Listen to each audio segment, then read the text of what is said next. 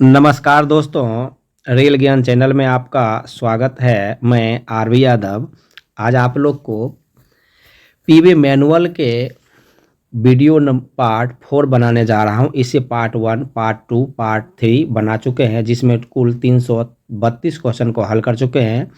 आज 332 से आगे क्वेश्चन हल करने जा रहे हैं। तो आइए, क्वेश्चन नंबर 333 है। इसमें है मशीनीकृत अनुरक्षण, यानी मशीन के द्वारा हम ट्रैक को कैसे अनुरक्षण करेंगे। जैसे टीटीएम मशीन है, बीसीएम है, यूनीमेट है, टैंपिंग एक्सप्रेस है, T20 मशीन है, डीजीएस है। इसके बारे में अध्ययन करेंगे। तो क्वेश्चन नंबर 333 है, ड्यूमेटिक मशीन एक डैश है, तो यह एक ऑन ट्रैक मशीन है, यानी इसका आंसर ए हो जाएगा। क्वेश्चन नंबर 334 है, सीएमएस मशीन एक डैश है, तो ये जो है निरंतर कार्रवाई टैंपिंग मशीन ड्यूमेटिक मशीन की तुलना में अधिक आउटपुट देता है, एक बार में 2 स्लीपरों को टैंप करता है। उपरोक्त सभी इसका आंसर जो है डी हो जाएगा। क्वेश्चन नंबर 335 है, ड्यूमेटिक मशीन में टैंपिंग टूल की संख्या डैश है, तो ये 32 जो है टैंपिंग टूल की संख्या होती है, इसका आंसर सी हो जाएगा। क्वेश्चन नंबर 336 है, सीएमएस मशीन में टैंपिंग टूल की संख्या डैश है, तो इसमें भी जो है 32 टूल होते हैं, यानी इसका आंसर सी हो जाएगा। क्वेश्चन नंबर 337 है, 3X मशीन टैंपिंग एक्सप्रेस में टैंपिंग टूल्स की संख्या डैश है, तो 48 होता है, यानी इसका आंसर डी हो जाएगा। क्वेश्चन नंबर 338 है, निम्न मशीन एक ऑफ ट्रैक टेम्पर है, तो कांगो टेम्पर, कोरवा टेम्पर, जंक्शन टेम्पर, उपरोक्त सभी होगा, इसका आंसर डी हो जाएगा। क्वेश्चन नंबर 339 है, टैंपिंग कार्य समाप्त करते समय रेल पथ मैनुअल डैश से अधिक फ्लैटर रैंप निर्धारित करता है, तो ये 1000 में 1 करता है, यानी इसका आंसर जो है सी हो जाएगा। क्वेश्चन नंबर 340 है, निम्नलिखित में से कौन सी track machine dynamic track stabiliser है, तो ये जो है डीजीएस 62 है, इसका आंसर डी हो जाएगा। क्वेश्चन नंबर 341 है, निम्नलिखित में से कौन सी मशीन पॉइंट टैंपिंग मशीन है, तो पॉइंट टैंपिंग मशीन जो है यूनीमेट है 08275, इसका आंसर सी हो जाएगा। क्वेश्चन नंबर 342 है, एक समय में 2 स्लीपर्स को टैंपिंग करने वाली एक टाइट टैंपिंग मशीन डैश कहलाती है, तो ये ड्यूमेटिक कहलाती है, इसका आंसर बी हो जाएगा। क्वेश्चन नंबर 343 है, टैंपिंग एक्सप्रेस 093X एक मशीन है जो एक समय में डैश स्लीपर्स पैक कर सकती है, तो ये 3 स्लीपर जो है एक बार में पैक करती है, इसका आंसर ए हो जाएगा। क्वेश्चन नंबर 344 है, ड्यूमेटिक मशीन 1 घंटे में ट्रैक की डैश प्रभावी लंबाई को बढ़ा सकती है, तो ये 800 बढ़ाती है ड्यूमेटिक, इसका आंसर ए हो जाएगा। क्वेश्चन नंबर 345 है, 09 CMS का रेटेड आउटपुट 1 घंटे में ट्रैक की डैश प्रभावी लंबाई को बढ़ा सकती है, तो ये जो है 1200 स्लीपर होता है, यानी इसका आंसर जो है बी हो जाएगा। क्वेश्चन नंबर 346 है, P80 स्लीपर के मामले में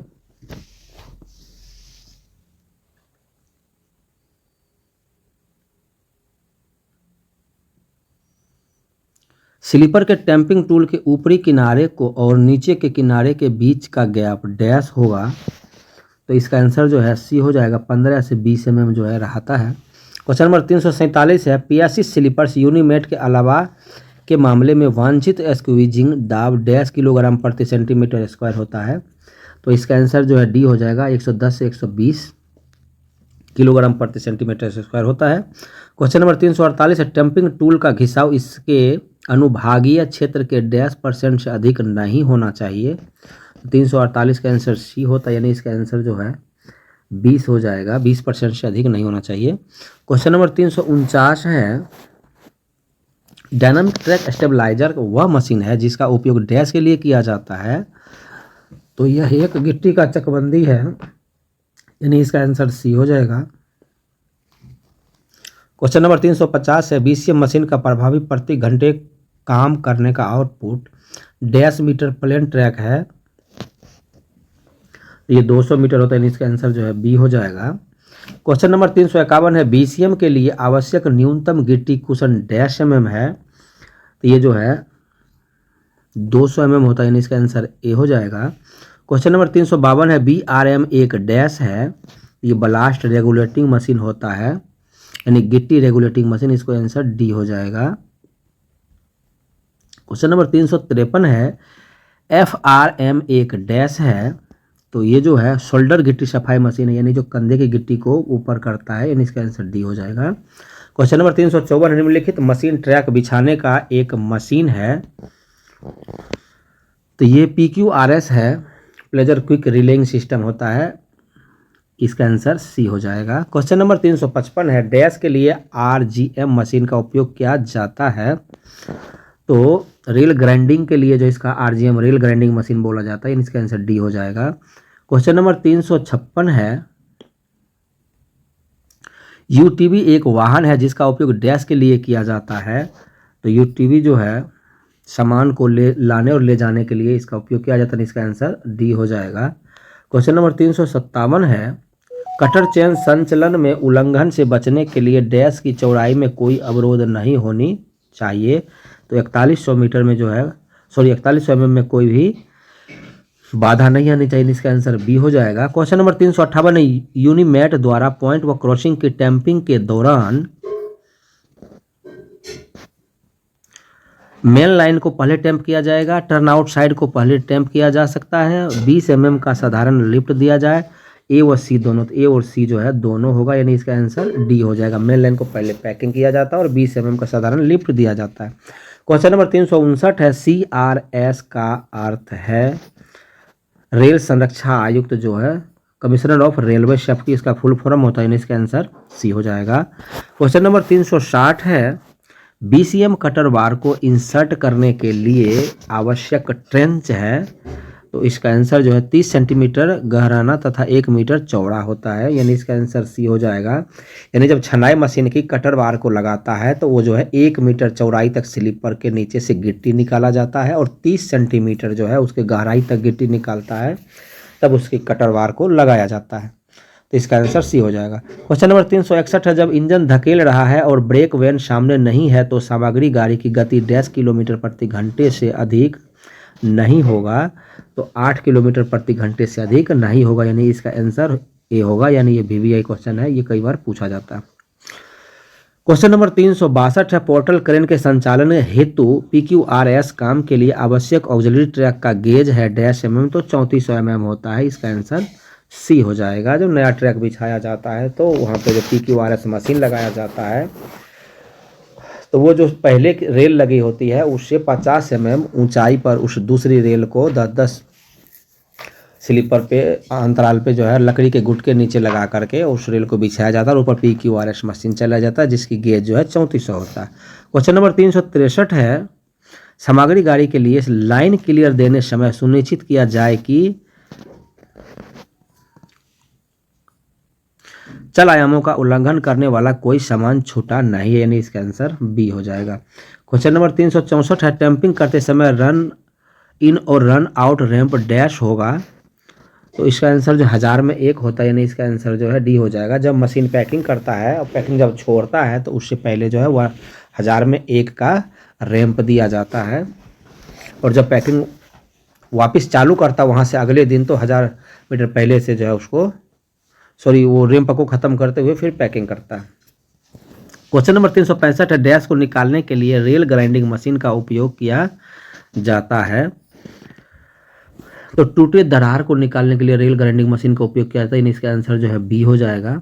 क्वेश्चन नंबर 366 देखिए 2 बार आ गया है, तो रेल ग्राइंडिंग मशीन का उपयोग डैश को निकालने के लिए किया जाता है, तो इसमें भी देखिए फटी दरारें को निकालने के लिए किया जाता है, इसका आंसर भी बी है। क्वेश्चन नंबर 366 है बड़ी लाइन पर अनुमत कर्व की अधिकतम डिग्री डैश है, तो ये देखिए 10 डिग्री होता है BG पर, और MG पर जो है 16 डिग्री होता है, और NG पर 40 डिग्री होता है मैक्सिमम कर्व की डिग्री। तो ये BG पूछ रहा है बड़ी लाइन, तो इसमें 10 डिग्री होगा, यानी इसका आंसर बी हो जाएगा। क्वेश्चन नंबर 367 है बड़ी लाइन कर्व पर अनुमत अधिकतम कर्वेचर की डिग्री डैश है, तो ये जो है 8 डिग्री होता है, यानी इसका आंसर जो है बी हो जाएगा। यानी जो टर्न आउट होता है पॉइंट और क्रॉसिंग, उस पर जो लीड पोर्शन में कर्व बनता है उसकी जो डिग्री होती है वो 8 होता है अधिकतम, इसका मतलब यही है, यानी इसका आंसर जो है बी हो जाएगा। क्वेश्चन नंबर 368 है, बड़ी लाइन ट्रैक पर सबसे तेज कर्व की अनुमत त्रिज्या डैश मीटर है। तो ये जो है 175 मीटर होता है, यानी इसका आंसर जो है बी हो जाएगा। क्वेश्चन नंबर 369 है, 1 डिग्री कर्व की कर्वेचर त्रिज्या डैश मीटर के बराबर होती है। तो ये 1750 के बराबर होती है, इसका आंसर सी हो जाएगा।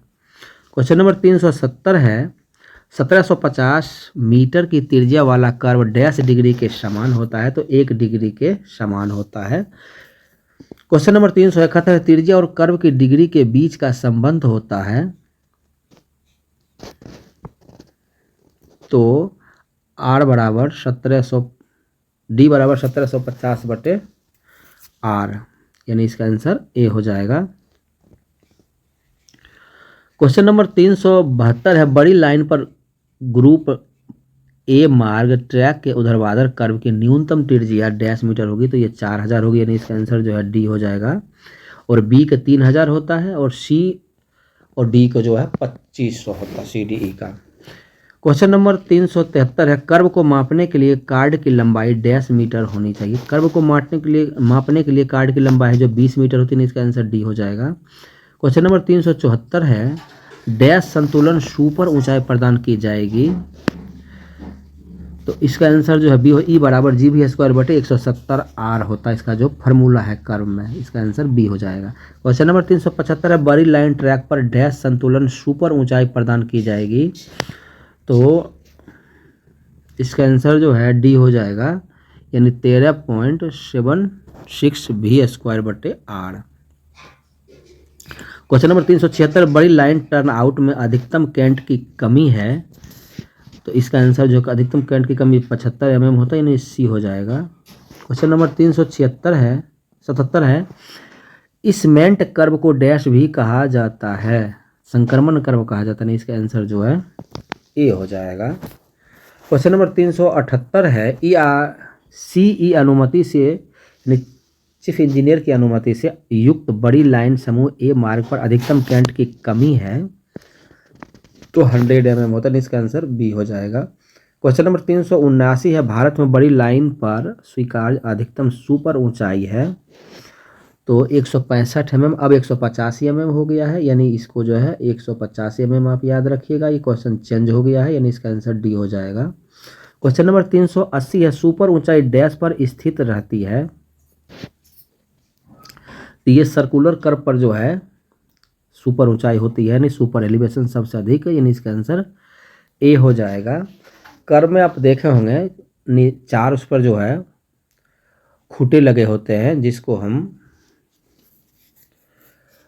दोनों सिरे पे बोर्ड के पास जो कर्व के नीचे साइड में खूंटे लगे होते हैं, वो लाल कलर से पेंट किया होता है, जहाँ से गोलाई खत्म होती है और जहाँ से शुरू होती है, यानी टीटीपी फर्स्ट और टीटीपी सेकंड। और उसके बाद जो सर्कुलर पोर्शन होता है, यानी बिचाले वाले भाग, उसके जहाँ से सीटीपी फर्स्ट चालू होती है, उसके जस्ट सामने जो है सफ़ेद कलर की खूंटा लगाए गए, और उसके फिर जहाँ पे सीटीपी 2 लिखेंगे वहाँ पे सफ़ेद खूंटा लगेगा। इस बीच की जो सर्कुलर पोर्शन होता है, इसका जो है सुपर एलिवेशन होता है, वो सबसे अधिक होता है। क्वेश्चन नंबर 381, संक्रमण कर्व की शुरुआत में डैश की सुपर ऊंचाई होती है। तो 10 मीटर होती है, सॉरी 1 मीटर होता है, यानी इसका आंसर जो है नहीं 0 होती है, सॉरी इसका आंसर जो है बी हो जाएगा, 0 होती है।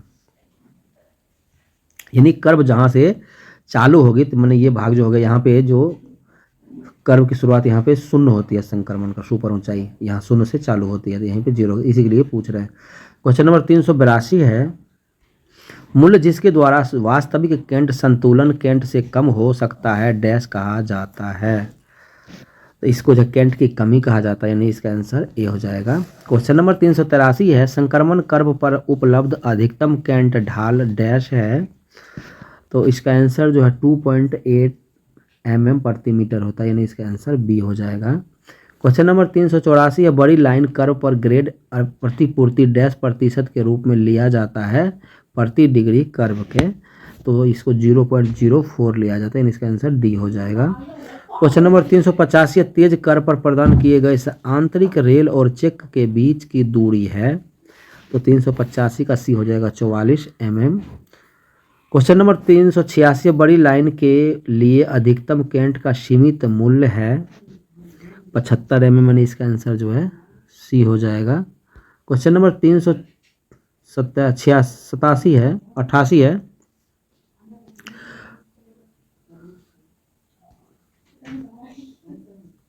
387 नंबर क्वेश्चन मिस प्रिंट है। 388 नंबर क्वेश्चन है, बड़ी लाइन के ढाल पर कर्वता की प्रतिपूर्ति डैश द्वारा किया जाता है।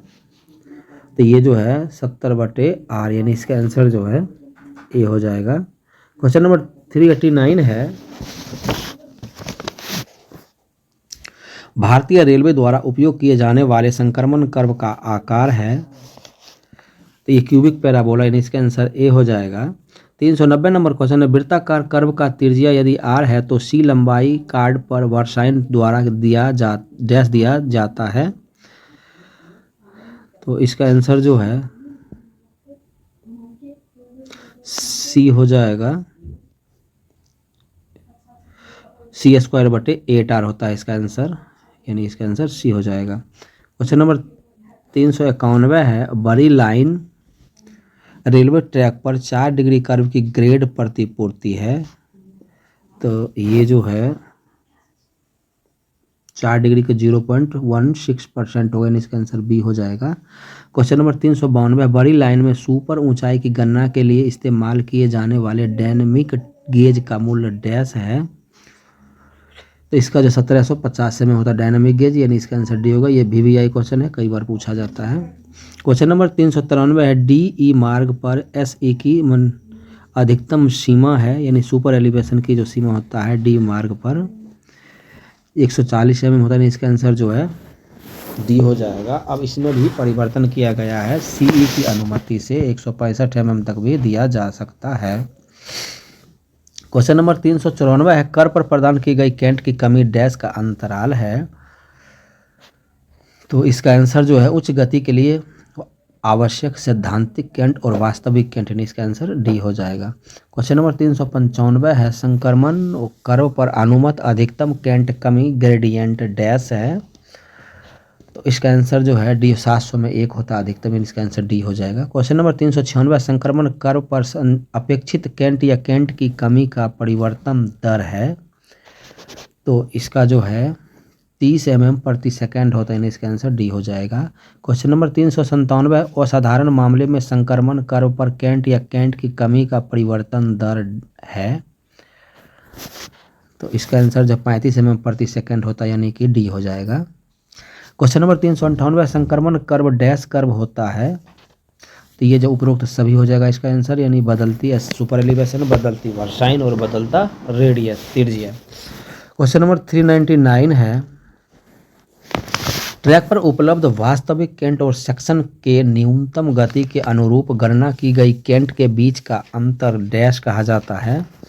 तो ये अतिरिक्त केंट कहा जाता है, यानी इसका आंसर जो है ए हो जाएगा।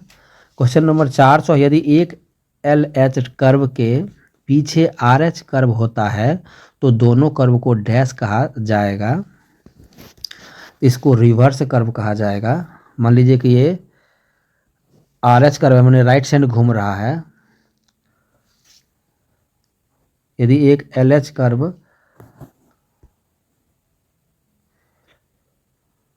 कर्व के पीछे, तो ये देखिए एक LH कर्व हो गया,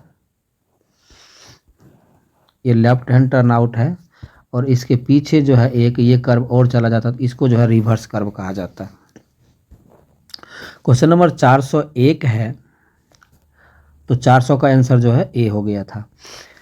401 है, 875 मीटर त्रिज्या के कर्व की डिग्री डैश होगा। तो ये 2 डिग्री हो जाएगा, यानी इसका आंसर बी हो जाएगा। इसका जो निकाला जाता है 1750 और बटे r होता है, और r आपको दिया है 850, तो 1750 और बटे 875, इसको जब आप काटेंगे तो 2 आ जाएगा। तो इसका आंसर जो है सी हो जाएगा। क्वेश्चन नंबर 402 है, टर्न आउट के लीड कर्व को मापने की कार्ड लंबाई डैश है। तो ये 6 मीटर का जो है कार्ड लंबाई होती है, इसका आंसर बी हो जाएगा। 403 नंबर क्वेश्चन है, डैश मीटर कार्ड द्वारा केंद्र में घटाया गया कोण उस कर्व की डिग्री होता है। तो 30.5 मीटर होता है, यानी इसका आंसर सी हो जाएगा। क्वेश्चन नंबर 404 है, 110 किलोमीटर प्रति घंटा के लिए स्टेशनों के बीच वर्षाइन भिन्नता की सीमा है। तो 15 mm होता है, इसका आंसर जो है बी हो जाएगा। 405 नंबर क्वेश्चन है, डैश कर्वों पर 2 सिरों के बोल्टों के साथ कभी सभी 80 वेल्डों को जॉगल फिश प्लेट किया जाए तो 3 डिग्री या तेज जो है उस पर किया, तो इसका आंसर जो है डी हो जाएगा। तो ये फिश प्लेट जो है, जॉगल प्लेट जो बांधने की होती है वो 5 प्रक्रिया होता है। जब रेल की जो है जीएमटी लाइफ 50% से अधिक निकल गया है तो सभी जोड़ पर जो है जॉगल प्लेट बांधा जाता है। 3 डिग्री से अधिक कर्व है तो बांधा जाता है।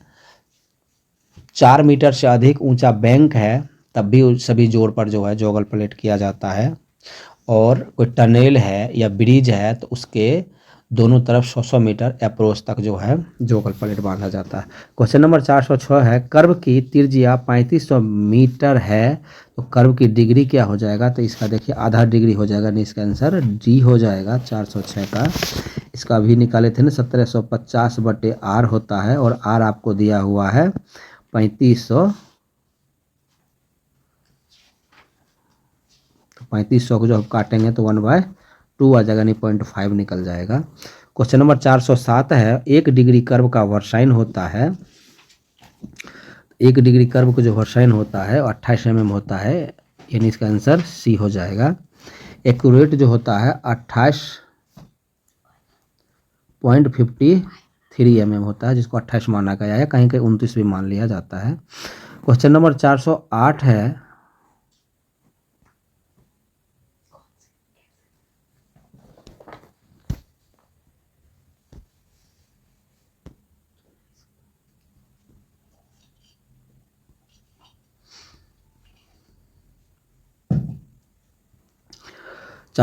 है, कर्व में पैकिंग करते समय गेज सह स्तर की सुपर ऊंचाई को ठीक करने से पहले मेट को डैश रेल की असमानता को सुधारना चाहिए। तो इनर रेल का जो है, इसका आंसर ए हो जाएगा।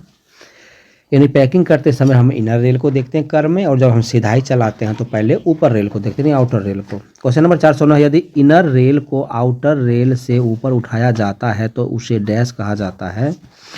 तो उसको जो है नेगेटिव कैंट कहा जाता है, इसका आंसर डी हो जाएगा। क्वेश्चन नंबर 410 है, 5 डिग्री कर्व की त्रिज्या डैश मीटर होता है तो ये जो है 350 हो जाएगा, यानी 1750 आप 350 करेंगे तो 5 आ जाएगा। क्वेश्चन नंबर 411 है, 5 डिग्री कर्व की त्रिज्या डैश मीटर है तो इसका आंसर जो है ए हो जाएगा, यानी दोनों सेम ही क्वेश्चन है। क्वेश्चन नंबर 412 है,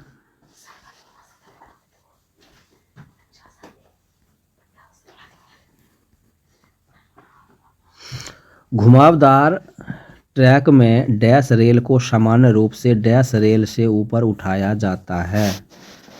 तो इसका आंसर जो है ए हो जाएगा, आउटर और इनर। कर्व नंबर 413 है, कर्व का भारतीय रेल पदनाम डैश द्वारा किया जाता है। तो इसको जो है डिग्री के द्वारा किया जाता है, इसका आंसर ए हो जाएगा। 414 नंबर क्वेश्चन है, बड़ी लाइन का डायनामिक गेज कितना होता है? तो डायनामिक गेज जो होता है 1750 mm होता है, इसके आंसर ए हो जाएगा। बंद हो ले।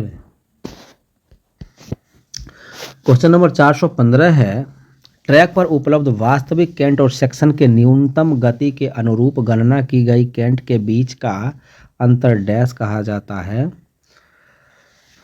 तो इसको जो है कैंट की अधिकता कहा जाता है, नहीं इसका आंसर जो है बी हो जाएगा। ये वीडियो यहीं पर बंद किया जाता है, इससे आगे जो है वीडियो पार्ट 5 में सॉल्व किया जाएगा। ये वीडियो अगर आपको अच्छा लगे तो लाइक, सब्सक्राइब और शेयर ज़रूर करें और बेल आइकन को ज़रूर दबाएं। धन्यवाद।